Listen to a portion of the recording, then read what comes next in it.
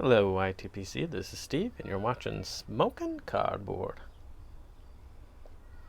It's a beautiful evening. I am smoking some old Ironsides. A dark matured Latakia and Virginia Flake by Dan Tobacco. And this is from, I notes say 2021. Sorry, 2021.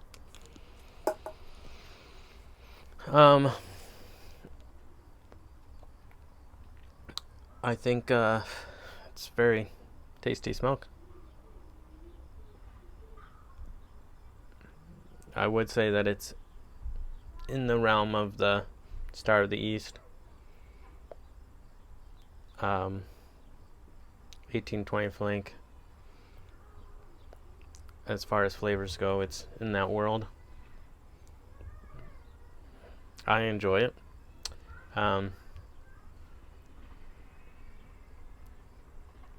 It's kind of smoky. A little bit of bitterness, like coffee almost. I'm not sure if that's just this cob. I don't ever smoke in the cob. So this is my whatever kind of cob this is. I don't know. You cob guys can tell me what it is. But then I have it came with one of the acrylic stems, and on this stem they don't come filtered, but I tried drilling it out so that was filtered. So I'm sure some of the different tastes I'm getting are from this pipe.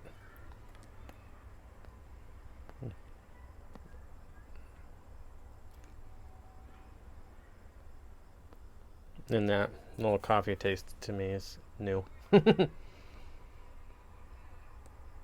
Anyway, in general, I don't find the blend harsh. I find so like when I did have 1820 Flake, it would be my in the car drive-in blend. It was just don't always, you have to keep, when you're driving a car, I feel like a pipe in your mouth more often than not, which can give you a tendency to over puff or get a blend hot. And a blend like this is going to resist that a little bit. But it's easy going. It can grab your attention sometimes. And make you think about it, but the other times it's easy to wander or have your thoughts wander while you're driving. So yeah, I think I got a couple tins of this. I don't know. This is I'm still bad at sometimes with things that aren't easily accessible, buying more than I ought because I think I'll like it. And sometimes I end up liking it, and other times I'm second guessing what I was thinking. But anyway, good blend.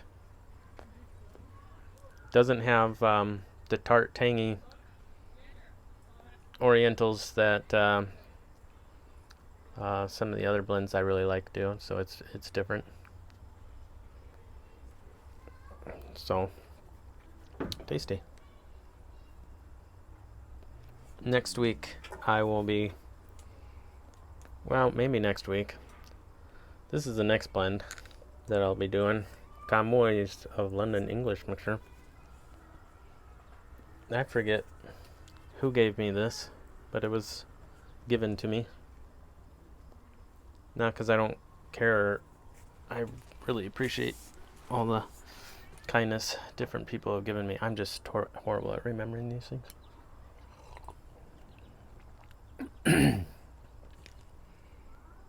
But this next week I'm going to help my dad with his house. I'd already shared a link to my mom's channel where she's kind of documenting the building of that house. So maybe you're following along with a little bit of that, but I think they're making some good progress now, and we'll see what I can get done. I'm hoping to be helpful. I always enjoy working with my dad, and I rarely get to do it. And I feel like I can learn a lot. So, yeah. Other things. Lethal Precision has a giveaway going on. And he has like around 50 subscribers. He asked a question which, if you look back in my past videos, you would find the answer, but I don't mind repeating. How'd you get in pipe smoking? I'll try to tell a story as quickly as possible. I met someone who pipe smoked while I was touring Europe after studying for a semester in Ireland. And he was very avid piper. And I remember his pipe smelling very good. And he let us puff on it, and it was very disappointing to taste. And so that was kind of that thought. So it wasn't until I don't know, 13 years later, no, maybe longer, 15 years later, that I, on a whim, thought, I thought about relaxing around a campfire like we like to do during the summer with our neighbors and stuff, and how it'd be fun to just smoke a pipe. And I guess in my mind it was always bless everybody with its smells. And so then, being me, I like to deep dive research into everything. And so I didn't really start doing that until I kind of asked for it for Christmas, and my wife was like, okay. And I ended up getting a little pipe kit from my brother-in-law. But it didn't come with any tobacco. I had to go figure out that, and I wanted to figure out how to do all this stuff because I had nobody imitate, really. I had nothing to go off of. I didn't even know you weren't, as pipe smokers or cigar smokers, inhaling the smoke. I had no idea. I was just not going to. I didn't want to do that. But then I find out, oh, well, most people don't do that. So anyway, then it sent me down the rabbit hole, rabbit road, and I ended up buying a lot of tobacco really quickly, pipes, so on and so forth. But it was a friend. It was not the Lord of the Rings. It was not anything pop culture wise. It was that friend who smoked a pipe in college that left a long-term thought in my head. Anyway, started. So this has been I don't know how many people know me all that well, but I have way more tobacco than I will smoke. And so I think justifiably my wife would have a reason to with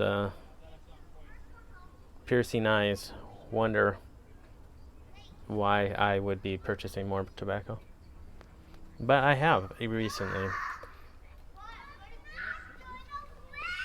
There is some rat trace drops, so I've been enjoying the rat trace I'm smoking, and I really wanted it. And I want sorry, the neighbor's kid is being entertaining.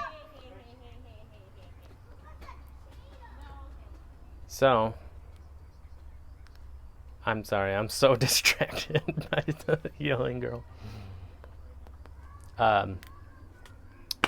So I wanted to get some more rat race blends, and those little tins like store really great, and I think that they'll age really well with little effort. So, and they're like 100-ounce tins, and even now they were more expensive than they have been, but it's basically like 2 tins in one, and it still ends up being, for tin tobacco, a pretty good deal. So I bought some of that.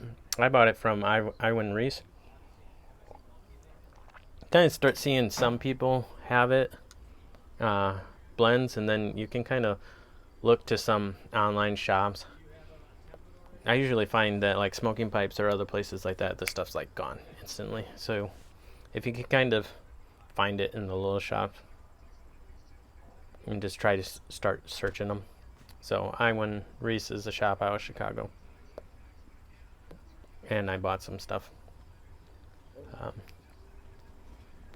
And then I also bought that Steamworks blend, which I'll probably, a lot of blends like that, I want to sit at least a year before I give it a try. So I won't be trying it. Anyway, it got me. I've had a couple purchases around the year that I've had the purchases, and they're all just sitting there in storage and kind of boxes, but not like recorded. I use the Thepipetool.com to organize my purchases,